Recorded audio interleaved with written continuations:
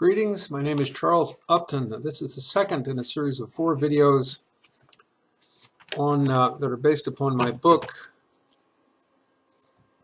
Dugin Against Dugin, a Traditionalist Critique of the Fourth Political Theory, recently published.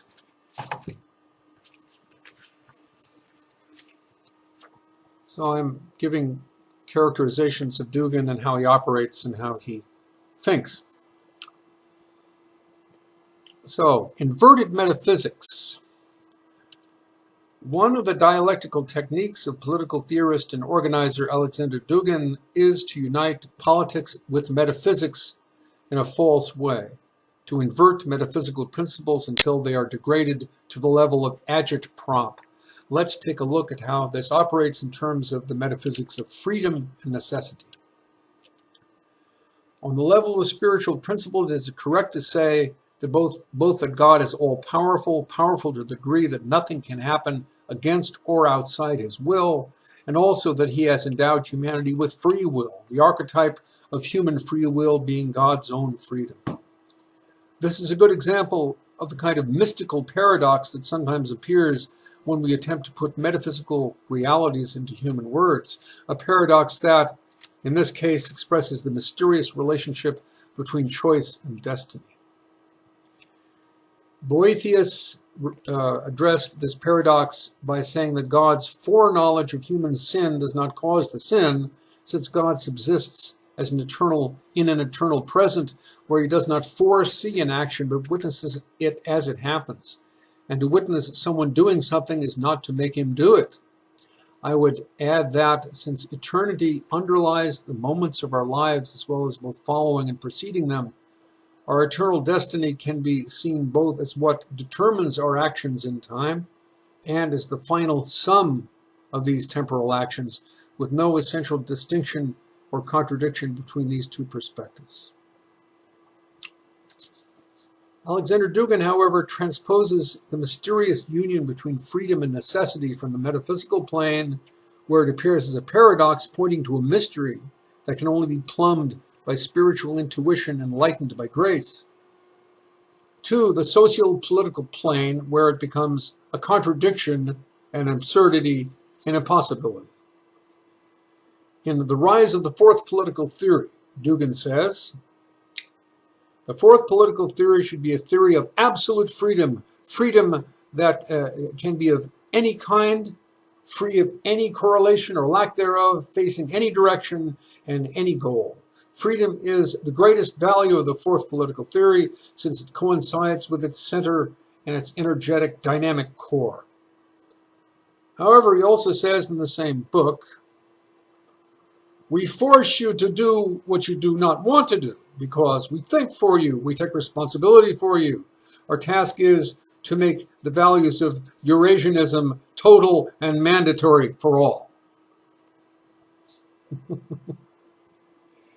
Dugin uses the term the fourth political theory and Eurasianism more or less interchangeably.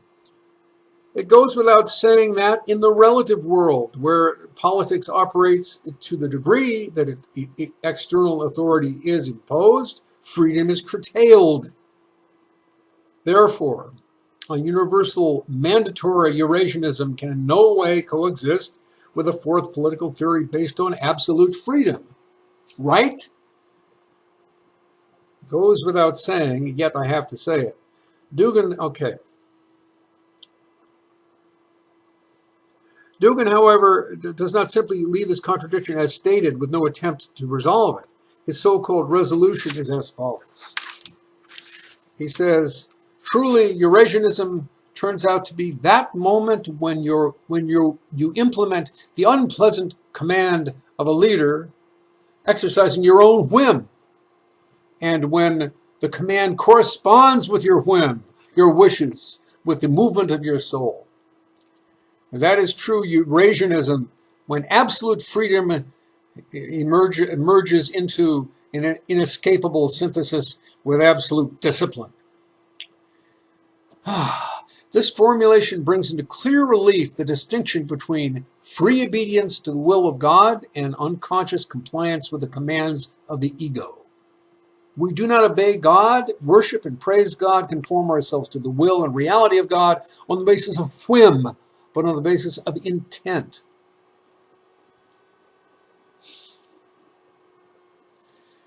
Our choice to do this is and must be a conscious choice. Nothing less satisfies the definition of free will. The will of God immanent within the soul is called the synderesis, otherwise known as the conscience. When conscious becomes conscious, a true intent to obey can be formed. On the other hand, when a person unconsciously obeys an unconscious impulse, free will is obviously not operating, only slavery to the passions, remembering that passion is etymologically related to passive. Our whims and impulses are initially nothing more than the instincts of our egoic nature, or our organic nature, what the Catholics call the flesh, before they have been restrained, formed, and channeled by spiritual instruction and divine grace. These impulses, however, can be instructed by forces other than and opposed to grace.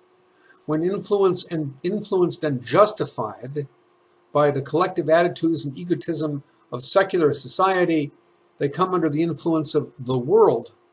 And when the impulses of the flesh fall prey to spiritual darkness, especially when the world itself has begun to be directly infiltrated by the same influence, the same darkness as we can so clearly see today, then the powers of the flesh and the world have been augmented and completed by the power of the devil. We can see these three levels of temptation operating in Alexander Dugin's Eurasianist praxis as follows. To the unconscious whims of the flesh are first added the hypnotic suggestions of the external world, which, if Dugin has his way, will be a Eurasianist world. This is the level where the unconscious introjected command of an external social power is misinterpreted as the free choice or natural impulse of the socially engineered subject. After this, all that is required for the temptation to be complete is that the motivation behind that social power be at least partially satanic in nature, as when Dugin praises the British intelligence agent and Satanist Aleister Crowley, or also in The Rise of the Fourth Political Theory, when he addresses the kingdom of Edom as sire. Sire. O sire, Edom being the archetypal kingdom of evil in the Old Testament, the spiritual overseer of which is Samael, one of the names of Satan. To have one's unconscious impulses formed and controlled by beliefs imposed from without by the techniques of social engineering, when those beliefs and techniques themselves lie under the power of spiritual darkness, is a far cry from the conscious intent formed by the intelligence and purified and confirmed by intelligent love to obey the will of God. This is precisely how spiritual principles are degraded to the level of agitprop and post-hypnotic suggestion by Alexander Dugin's Eurasianism and Fourth Political Theory, in such a way that they lead away from God, not toward him. Dugin himself in the Fourth Political Theory has clearly stated this as the goal of his movement. He says we should postpone such notions as the dimension of spirit and the divine and move toward chaos. Okay? When metaphysical principles are dragged down to the level of unconscious suggestions, they possess great magical power to control thought, feeling, and action, for the simple reason that they appeal to and pervert our inherent supernaturally natural faculty of spiritual intuition or intellection, what the Eastern Orthodox Christians call the nous. In the face of this degree of spiritual perversion, total rejection is the only viable response. As it says in Deuteronomy, I lay before you death and life, therefore choose life. Okay, Dugin's method in 5 contradictions. These are 5 contradictions. You see how he operates. 1. In the Fourth Political Theory, Dugin says, The fourth political theory rejects all forms of the normative hierarchicalization of society based on ethnic, religious, social, technological, economic, or cultural grounds. Societies can be compared, but we cannot state that one of them is objectively better than the others. And yet, in the same book, he calls Western liberal society the absolute evil and extols the virtues of Eurasianism and the Holy Russian Narod, ethnic group.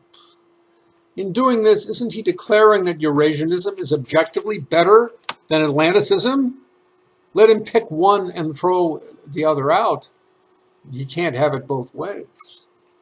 Let him pick one and throw the other out. He can't have it both ways. 2. In the rise of the fourth political theory, he coins the motto, "We are the supporters of the absolute and we are against the relative."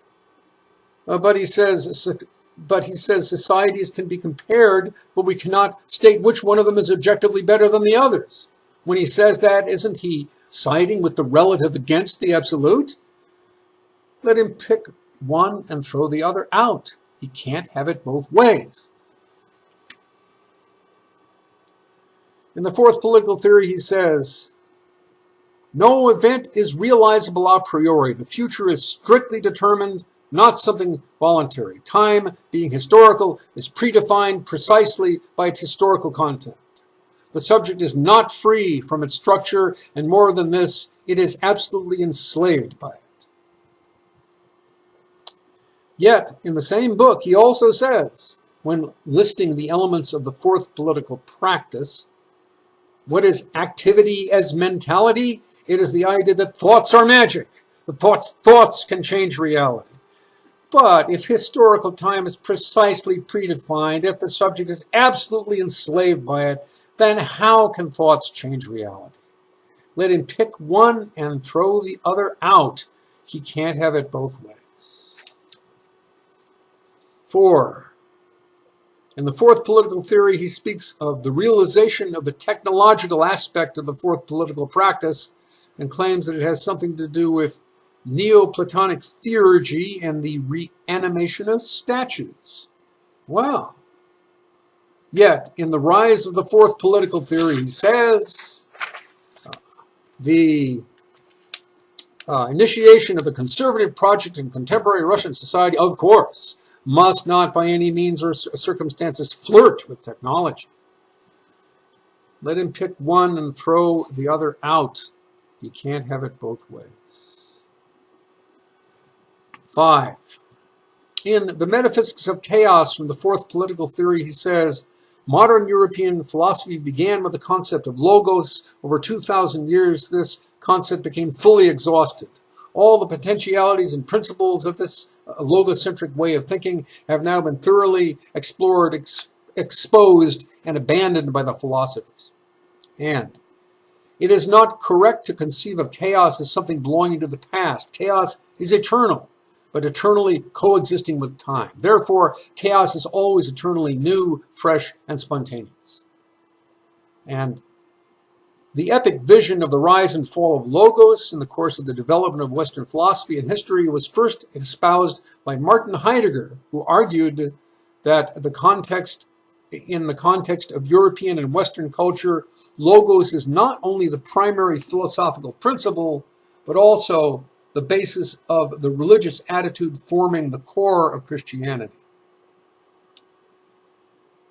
Finally, the astronomical era that is coming to an end is the fish constellation of Pisces, the fish on the shore, the dying one.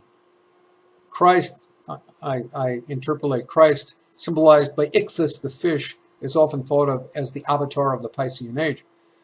So we need water very badly now, obviously from Aquarius, I say.